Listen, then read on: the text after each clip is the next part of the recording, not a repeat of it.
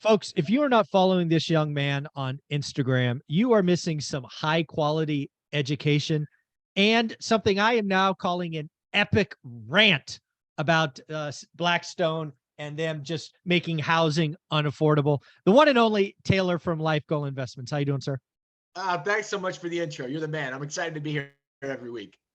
Yeah, and you are on. You're actually in Florida on vacation with the family, but you still made time for us, so we appreciate you. Absolutely. Wouldn't miss it for the world. Awesome. Well, let's talk about who Steven Schwartzman is, who Blackstone is, and I just want to sit back and see if you could bring that fire again about that rant you had, and we'll try to find it and link it for folks. But it was pretty good. Yeah, it's one of those things that's just a head scratcher because Blackstone is one of the largest residential real estate buyers in the US from an institutional standpoint.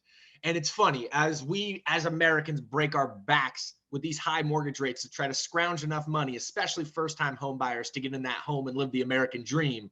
On the other side, people like Steve Schwartzman and Blackstone are actually rooting for higher mortgage rates. Why? Because higher mortgage rates, they sit on $187 billion in cash looking to put it to work at that home down the street from you when it hits the market. And if mortgage rates are higher, you can't afford it, but they buy in cash. So mortgage rates don't matter to them whatsoever. In fact, higher mortgage rates just drops competition, allows them to come in and undercut the market. And what does it do? It keeps housing prices high.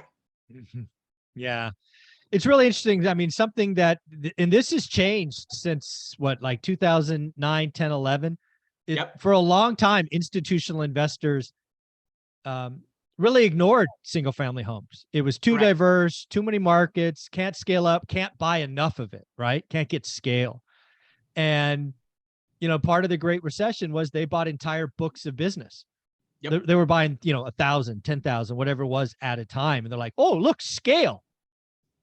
And there's this narrative in the market, and I don't know where it comes from, but what our overarching feedback was on that video is, yeah, but they actually own a de minimis amount of the outstanding properties in the US. So let me refute that right now, because 2021, 13.2% of residential homes were bought by institutional buyers. If you're going to tell me that 13.2% does not put a meaningful floor under housing prices, even when mortgage rates go higher, you're crazy. Yeah. Yeah. And this is one of the reasons we won't have a housing crash, because again, they've got stacks of cash and they're there, right? They'll come in for a discount, but it doesn't need to go down 50%. And guess what happens in a recession? Bond rates come down.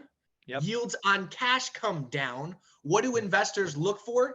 Yield. What Yield. does Blackstone provide? Yield. Yield. Because they are buying homes, renting them, and cash flowing back to their investors. So this appetite for yield-oriented products like they're able to bring to the market is not going away. So they're just going to continue to have boatloads of cash to spill out there and buy these houses at knockoff prices because, again, normal people have seen a doubling in their mortgage payment if they bought now versus if they bought 3 years ago. It's such a tough situation. Yeah. And the other thing I want to kind of run out, because I get asked about institutional investors a lot. This is kind of the playbook I think they're running, but you're in the game. Please correct me if I'm wrong. So again, they have cash to burn. They go out and buy 1,000, 10,000, 15,000, whatever's homes cash. Yep.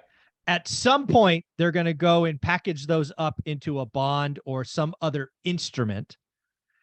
And they're going to go raise that capital back, most, if not all, if not a premium. And then that just becomes a payment stream for the next investor. So it's not like, yeah, it's a circle. It's just a big feedback loop, right? They're going to put together these deals where they package them inside of a fund or whatever it may be. And then that fund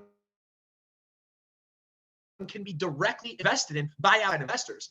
And so Blackstone's an interesting one. They've caught a lot of flack recently because what they did was they call it gating their fund. And this is, so I think this is a little bit overstated, right? Because people got real mad at them that they weren't able to redeem their investment.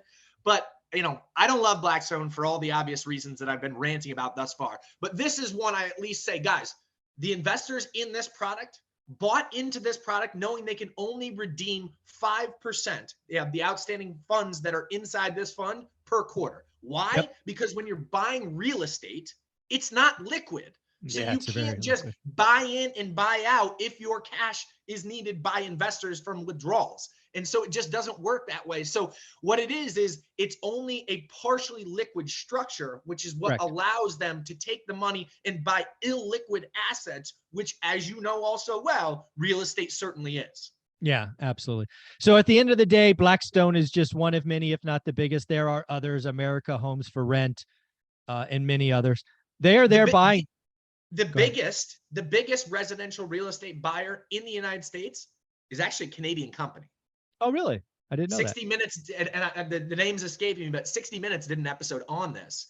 And Huh. they exposed all of these things we're talking about. It was a while back now, but they exposed all of these things that we're talking about. And they said, listen, this is going to make housing unaffordable. We're at one of the lowest affordability rates in this country's history, a multi Yes. decade from affordability standpoint, because housing prices are really high.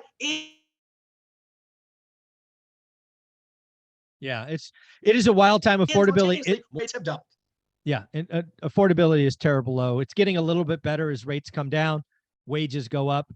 But yeah, it's a trifecta going on. So again, institutional buyers have a lot of capital. They are there to put a floor under the market, and they're not done.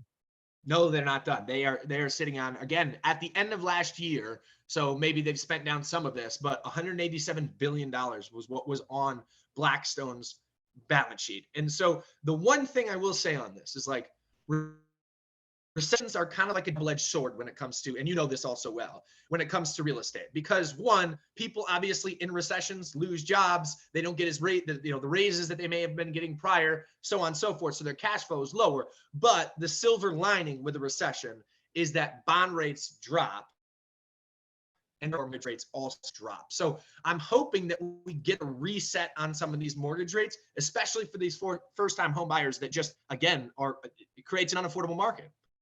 So folks, if you want to go see this epic rant, it is on his Instagram page. You need to check it out. What is your Instagram page? Instagram page is at Life Goal Investments. So you can check us out there, and on TikTok at Life Goal Investments, plural. Yeah, investments plural. Add the S. He's got the blue check, so we're going to limit the copycats. So that's good. Thanks, buddy. Appreciate you, Michael.